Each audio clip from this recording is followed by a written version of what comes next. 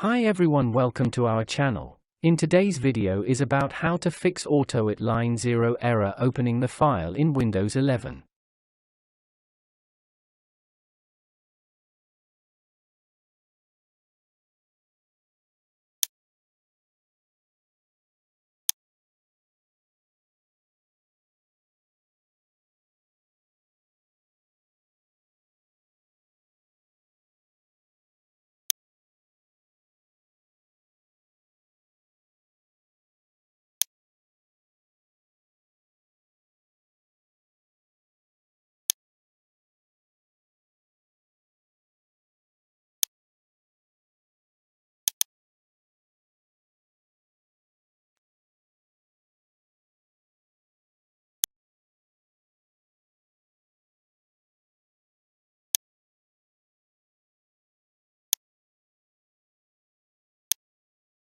If you found this video helpful, please like and subscribe to our channel, leave comment and share it with others so they can benefit too.